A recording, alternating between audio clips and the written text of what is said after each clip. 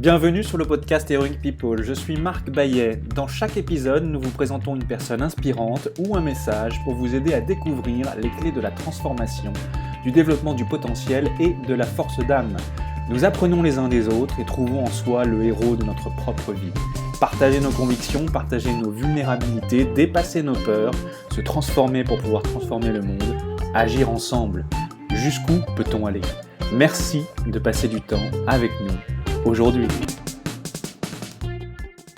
Le chanteur Sting, dans sa chanson We Are Spirits in the Material World, nous dit que nous sommes des esprits dans le monde matériel. Que ce soit la recherche d'un travail inspirant, une relation affective épanouissante, une bonne santé, un état spirituel de paix intérieure, nous cherchons tous à matérialiser les choses dans notre vie, à faire en sorte que nos désirs se réalisent et s'incarnent, à concrétiser nos projets. Mais voilà, nous n'osons pas toujours nous lancer. Parfois aussi, nous abandonnons en cours de route parce que nous ne sommes pas assez inspirants et ambitieux pour nous-mêmes. Parfois encore, nous sommes contraints d'abandonner car nous allons trop vite, un peu comme Icare et ses ailes en cire, mort pour avoir volé trop près du soleil. Nathalie Pavia, bonjour. Il y a 5 ans, tu t'es découverte une vocation de créateur d'entreprise, d'entrepreneur. Parti de rien, tu as eu une idée, tu t'es mise en route et puis tu l'as réalisée. Tu as réussi à la matérialiser. Seul au départ, puis très rapidement avec le concours d'une équipe de 90 personnes constituée en pas moins de 5 ans. Ton entreprise a donc vite connu la croissance des équipes et des chiffres, et c'est d'autant plus notable que 50% des entreprises créées ne passent pas le cap de la première année et que nombreuses sont celles également qui ne passent pas le cap de la 3e année. Pour réussir un projet, pour réussir une entreprise, pour matérialiser les choses, il faut se connaître. Alors Nathalie, peut-on dire que pour réussir ces projets, c'est 80% dans la tête et 20% dans le savoir-faire et l'expertise ?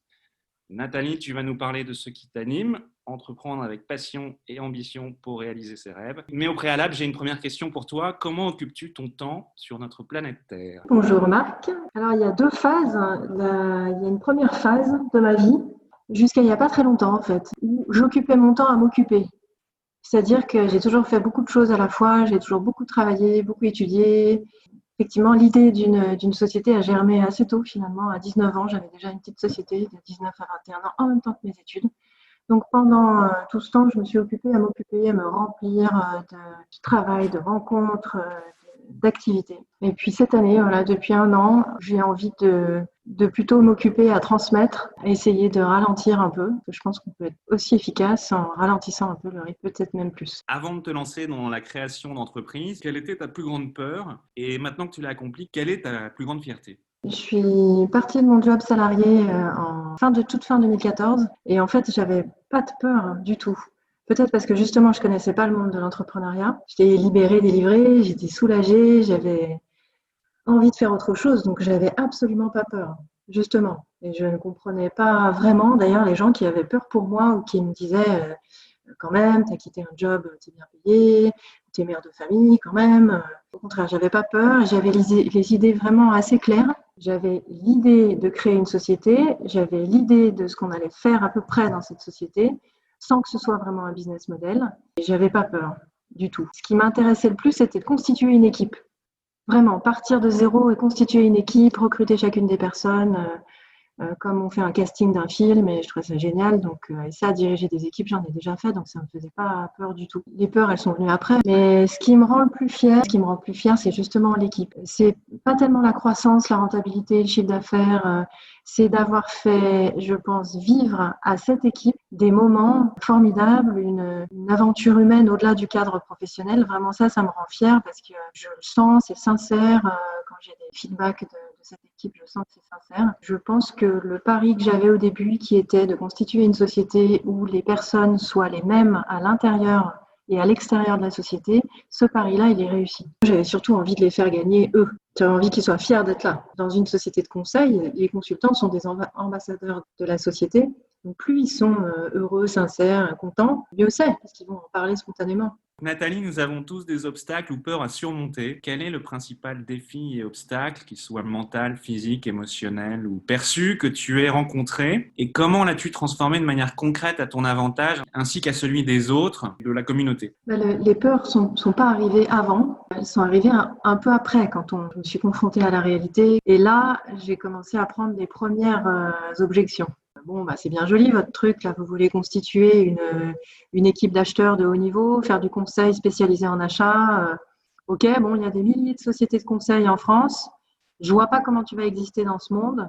Ou alors, deuxième objection, mais c'est un monde pourri, le conseil. Puis, t'as pas d'entrepreneur dans ta famille. T'as pas de fortune personnelle non plus. T'es mère de famille. En plus, t'as le plus gros salaire du foyer. T'as bientôt 40 ans. Les gens m'ont dit, mais c'est un caprice. Et puis, ce que j'entendais plus souvent, si ça marche pas, tu retrouveras un job, hein. Le principal défi, c'est d'abord de croire en soi, au-delà de croire en son projet. Parce que le projet, il change en fait. C'est pas grave que le projet change, se réoriente. Mais il faut déjà croire en soi, en le fait qu'on va vraiment sauter le pas, on va vraiment être entrepreneur, on va vraiment créer de la valeur qui va permettre de payer nos charges, payer notre salaire, et puis peut-être payer d'autres salaires et se développer. C'est vraiment croire en soi. Et Clayton Christensen de Harvard a écrit un article qui s'appelle « À quelle aune mesurez-vous votre vie ?» Et lui, il avait demandé à ses élèves comment vous mesurez votre réussite. Mais c'est ça, il faut juste croire en soi, en qui on est, et pas essayer de faire autre chose pour faire comme les autres. Voilà, croire en soi. Alors comment ça s'est traduit? Pour moi, ça s'est traduit par un discours vis-à-vis des clients, vis-à-vis des prospects, un discours qui était joyeux, enthousiaste, mais pas naïf. Ça me correspondait, je disais, voilà, à 40 ans, moi j'ai décidé de faire ce que j'aime et ce pourquoi je pense être douée. Fédérer des équipes autour d'un projet commun, faire grandir les autres ensemble, me servir de mes 15 années de carrière dans l'industrie pour aider d'autres entreprises à résoudre des problématiques dans un domaine bien précis et qui me passionne, et c'est les achats. C'est factuel et c'est surtout aligné avec ce que je dis, donc c'est incritiquable. Nathalie, quel type d'entrepreneur et de créateur d'entreprise es-tu? Plutôt pilote, et l'énergie désidée, celui qui commande, avec de la confiance en soi, qui prend en charge, concentré sur les résultats, qui a pour question préférée pourquoi on fait les choses, qui donne la vision, ou plutôt pionnier, c'est l'énergie de l'action, celui qui énergise, qui est enthousiaste, qui construit des réseaux professionnels, qui fédère autour d'objectifs, pour qui les deux questions préférées sont et si et avec qui on fait les choses, ou encore plutôt médiateur, avec un type de management plutôt inclusif et humble, qui est ouvert aux inputs, diplomate, facilite le dialogue, qui veut que les choses fonctionnent et qui a pour question préférée comment on fait les choses, exécuter. C'est plutôt pionnier. Ouais. Plutôt pionnier, je suis née dans les montagnes et je sais qu'ouvrir des voies est possible. Quand la société a grandi, j'ai développé aussi forcément des capacités de pilote, c'est hyper important. Mais oui, je dirais que si on revient à cette posture de pionnier, c'est vouloir faire les choses différemment, pas pour être différent et se faire remarquer, ça c'est de l'ego, mais parce qu'on pense différemment. Et je crois que ça demande un peu de courage peut-être, mais ça demande surtout d'accepter d'échouer. Pour quelqu'un comme moi qui est plus galvanisé par la réussite, par la victoire, il y a toujours une petite voix dans ma tête qui me dit dis donc, tu sais que c'est risqué. Mais dans ces phases d'entrepreneuriat pur où on lance les projets, le courage, c'est d'arriver à mettre cette petite voix de côté un petit peu. Parce qu'elle existe, et heureusement qu'elle existe. Hein. Donc le challenge, c'est le mental, maîtriser ses pensées. Le cerveau sécrète 60 000 pensées par jour. Le challenge, c'est parmi ces 60 000, d'en avoir un maximum qui soit orienté vers justement la confiance en soi, qui soit positive. Moi, ma technique, c'est de me dire, ok, je sais qu'il y a une petite voix qui est dans ma tête et qui me dit, voilà, il y a un risque. Et je ne sais pas comment je vais gérer ce risque. Je ne sais pas comment je vais surmonter l'échec. Le comment, je ne le connais pas. Par contre, je sais que j'en ai déjà vu des échecs et je sais que j'y arriverai. Et j'ai lu une phrase de William Shakespeare qui dit « Ce qui ne peut être évité, il faut l'embrasser ». Sur 85 années d'espérance de vie en moyenne, on travaille autour de 50 ans. C'est beaucoup. On passe la majeure partie de notre vie à travailler.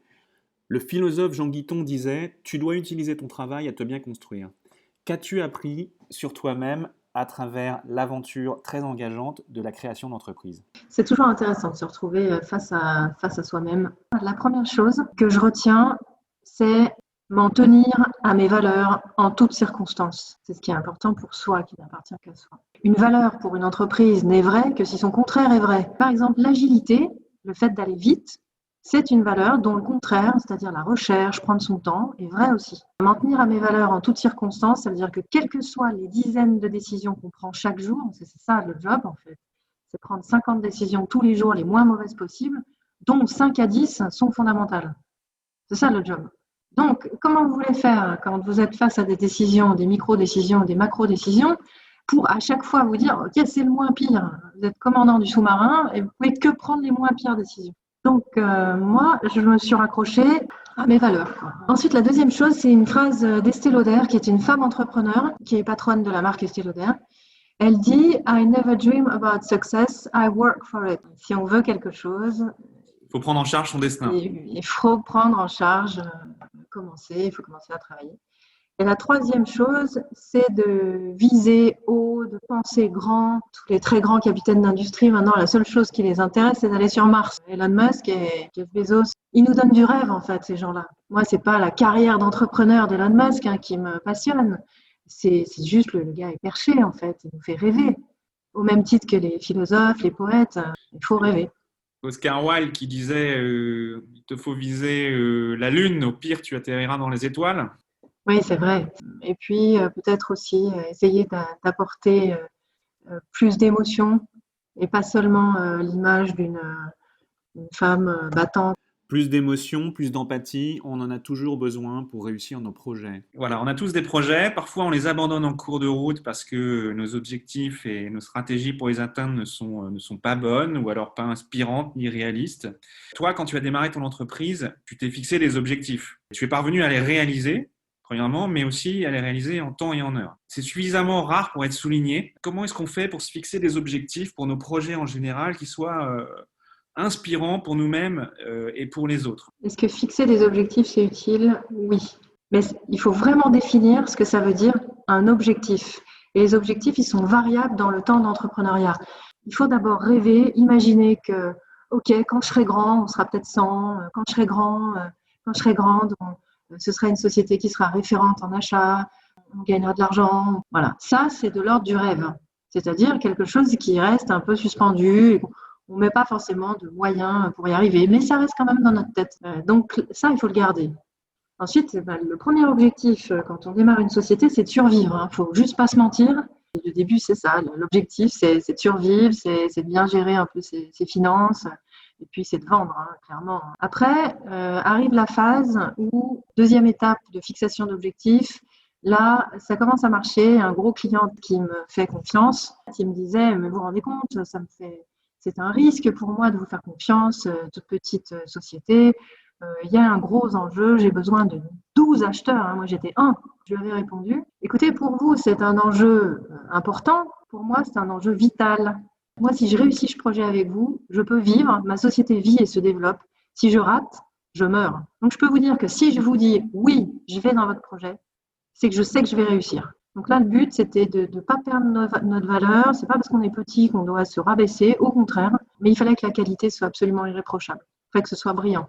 Donc ça, c'était le deuxième objectif. Et ensuite, je dirais en dernier, dans la vie de la société, il y a plusieurs moments où il faut fixer des objectifs. C'est avec 2 niveaux de vision, toujours. Le premier niveau, c'est jamais perdre de vue l'ambition globale du projet, sa raison d'être, ses valeurs. Et c'est ce que moi, j'appelle le cap lointain. Et la deuxième chose, c'est formuler un objectif opérationnels qui correspondent à l'échelle de temps qui est acceptable pour l'entreprise. S'il est trop lointain, c'est-à-dire si on est en début d'année et qu'on dit on va doubler le chiffre d'affaires à la fin de l'année, ça c'est un cap lointain. Et ensuite, pour le rendre concret et réel pour les équipes, il faut expliciter beaucoup et souvent et à plusieurs personnes et de manière différente en quoi cet objectif opérationnel sert l'ambition.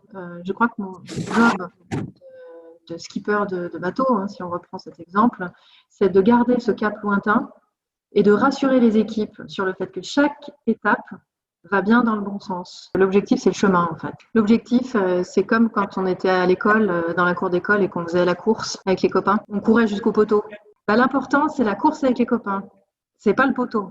Le poteau, il est utile pour dire on a gagné. On y est arrivé, mais l'important, c'est pas le poteau, c'est la course. Nathalie, parfois on ne parvient pas à matérialiser ses désirs ou ses objectifs et parfois c'est parce qu'on a des croyances limitantes. Une petite voix intérieure justement qui dit je ne suis pas assez ceci, je suis trop cela, ou une fois de plus ça va se passer comme ceci, ou alors que notre ego nous joue des tours. On se surestime, on surestime l'autre, on se sous-estime, on surestime la situation, on la sous-estime. Qu'est-ce que cela t'inspire? Quand ça marche, les problèmes arrivent. C'est pas quand on est en train de galérer et d'essayer de vendre et que ça marche pas trop et que non, là il y a beaucoup d'humilité, on se prend des claques toute la journée, donc c'est quand ça marche que l'ego commence à prendre le dessus Quand il y a quelque chose qui marche et qui marche bien, et c'est une pépite et c'est super, on a tout envie de se dire « on en est, quoi. C'est grâce à nous ». Et c'est juste pas la bonne voie, quoi. Les luttes avec l'ego sont pas réservées aux entrepreneurs, hein. Mais comme dans ce job, le porteur de projet est toujours très exposé et très en lumière, la tentation, elle est grande de faire ses choix en fonction du bénéfice pour son ego et pas forcément en fonction du bénéfice pour ses valeurs et pour son projet. J'ai appris une chose vraiment utile, à essayer de moins me mentir et surtout à reconnaître en moi les signes de l'ego qui se manifestent et à essayer de le gérer du mieux possible. Alors, qu'est-ce que c'est l'ego? Allez expliquer l'ego à un enfant de 6 ans. L'ego, c'est un mécanisme de défense. Et ce mécanisme de défense, il vient défendre une espèce d'enfant intérieur qui est protégé par ce grand adulte fort et responsable qu'est l'ego. C'est quelque chose qui touche la peur, le manque de confiance en soi. Justement, dans cet article magnifique de Christensen, il dit les gens qui ont le plus confiance en soi, c'est justement les gens qui ont le moins d'ego. Donc, travailler à reconnaître les signes de l'ego qui se manifestent, c'est reconnaître les signes de la peur. C'est reconnaître, en fait, à quel moment ce que l'autre va dire ou faire va nous atteindre, enfin, va m'atteindre dans ma confiance en moi. Qu'est-ce que ça vient réveiller? Comme j'ai été, comme tout porteur de projet, très exposé, forcément, c'est venu mettre un grand coup de projecteur dans ce que c'est que l'ego. Woody Allen dit si vous n'échouez pas de temps en temps, c'est que vous ne faites rien de très innovant. Pour toi, quelles sont les vertus de l'échec? Je suis plutôt quelqu'un qui aime gagner, mais qui aime vraiment gagner. Hein. C'est-à-dire qu'il y a beaucoup de gens qui me disent « Ah, toi, Nathalie, tu es une compétitrice, tu aimes la compétition. » Alors là, c'est totalement faux. Hein. Moi, je n'aime pas la compétition, j'aime gagner. Juste. C'est très différent. Donc, j'aime célébrer les victoires. Moi, je suis surexcitée quand on gagne quelque chose. J'ai fait une partie de mes études aux US. Et là-bas, j'en ai gardé, je pense, cette capacité qu'ont les Américains à faire rayonner leur joie quand ils ont du succès sans que ce soit mal vu. Alors, je vais vous dire, échouer pour moi, même rater un tout petit peu, c'est très, très, très dur. C'est dur à appréhender. J'ai tendance à me fixer en plus des objectifs moi-même élevés, à rêver très fort, à déplacer des montagnes pour rendre les choses impossibles possibles. Alors donc, quand je tombe vraiment. J'échoue, voilà, la déception, la rage, la tristesse, c'est absolument immense. Donc, mes échecs sont à la hauteur de mes ambitions. Mais en fait, je sais que je peux assumer ces épreuves-là au fond de moi. J'ai, je crois, survécu à pas mal de choses, y compris même très jeune. Donc, en fait, je me dis ça, c'est une force qui est acquise. J'ai déjà survécu à plein de choses. Donc, c'est fait. C'est derrière moi. Je pense qu'évidemment, on n'est pas tous égaux face aux épreuves. Les échecs, je les vis comme des passages qui me renforcent et je sais que ce sera mieux après. Après 5 ans d'aventure entrepreneuriale, tu fais face à un conflit d'associés et quittes la société que tu as fondée. Quelles sont alors tes dispositions intérieures? La pensée que j'ai, c'est un peu toujours la même, c'est de me dire, bon, de toute façon, tu es au cœur de la tempête. Je ne sais pas combien de temps ça va durer. Je ne sais pas comment je vais m'en sortir, mais je sais qu'après, ce sera mieux qu'avant. Et ça, c'est toujours ce que je me dis. Je ne me dis pas, après, ça va revenir, ça ira mieux, ça va revenir comme avant. Je me dis, ça va être autre chose.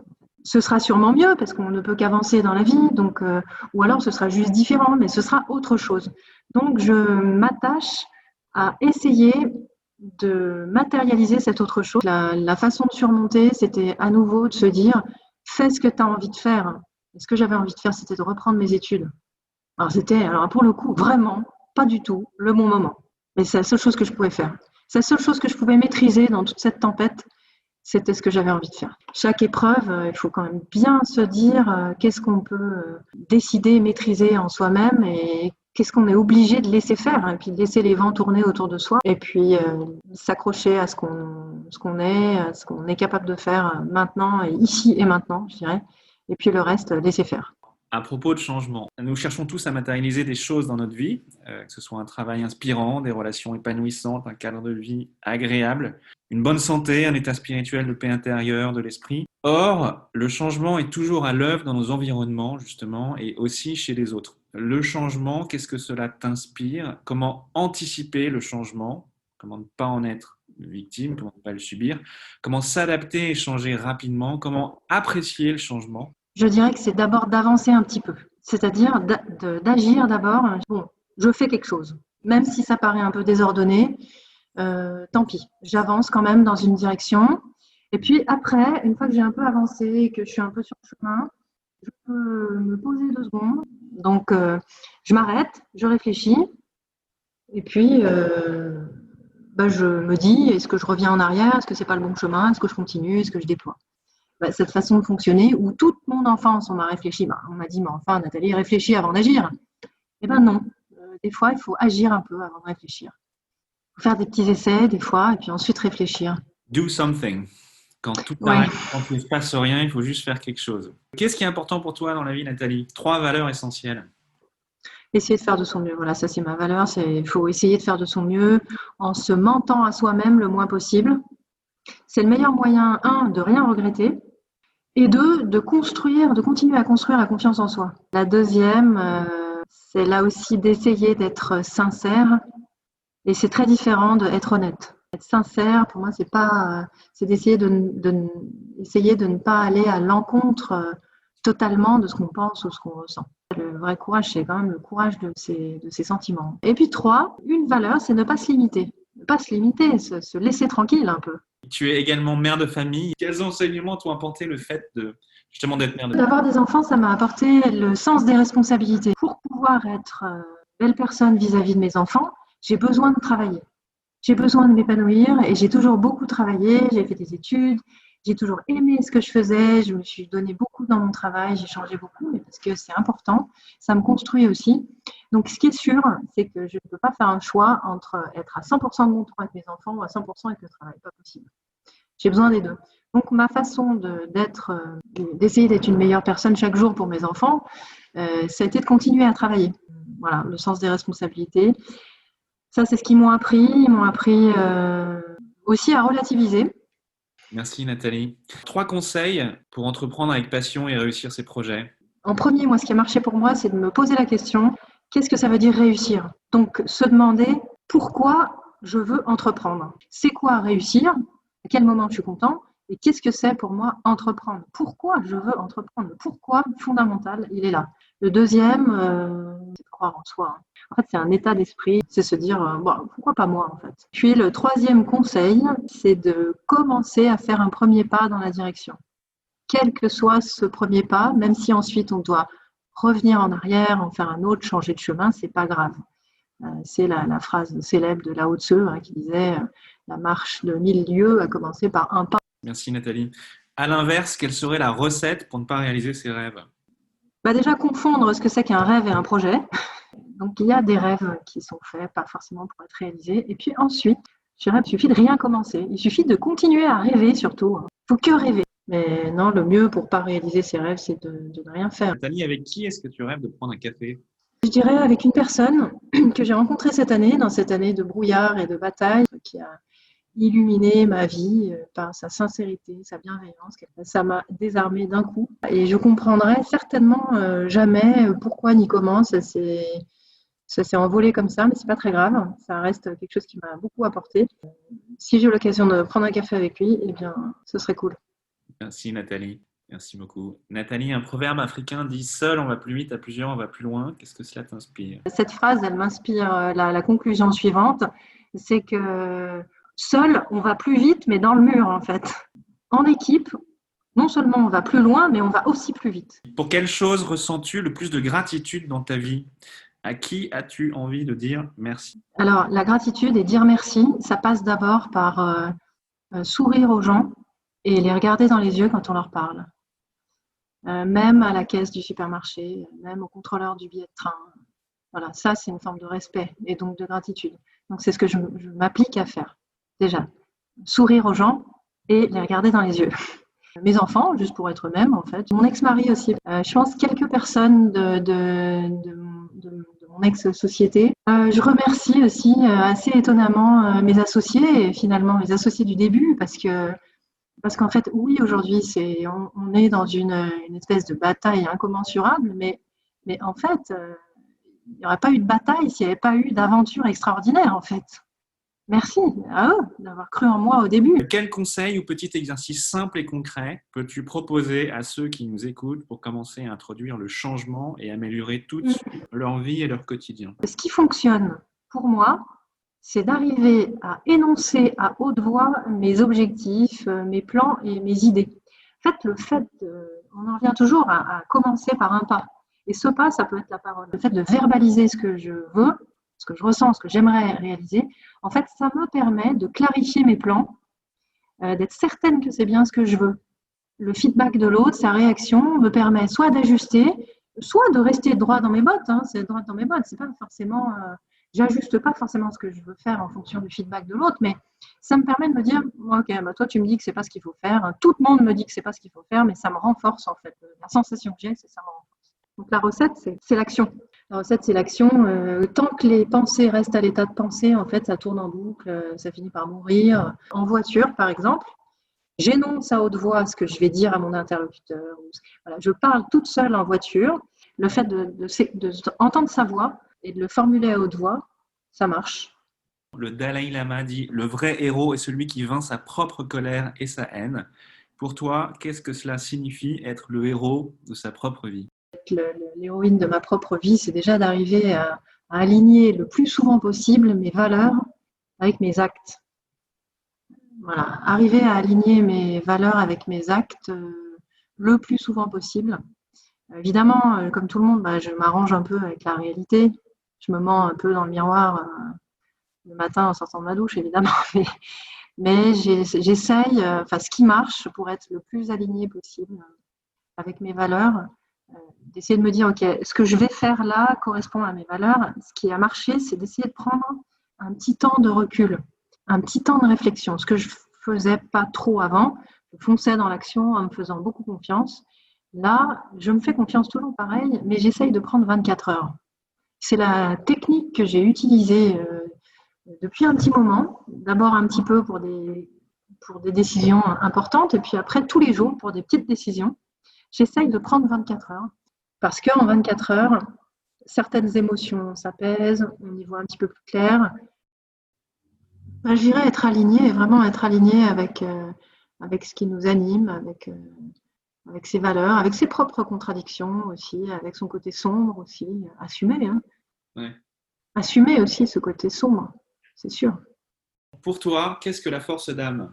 Une certaine forme de résilience, une capacité à fédérer, à emmener autour de soi, à susciter l'enthousiasme, voilà, générer l'action vers un but. Comme ça, je pense à des grandes personnes, à Gandhi, à tout ça. Même Barack Obama, quoi. Bon, ça m'évoque en tout cas une personnalité que j'aurais envie de suivre, une personnalité inspirante. Ça a l'air d'un super pouvoir et j'aimerais bien avoir ça en fait. C'est la fin de votre épisode du podcast Heroic People. Merci de nous avoir écoutés. J'espère que cet épisode vous a inspiré et vous a été utile.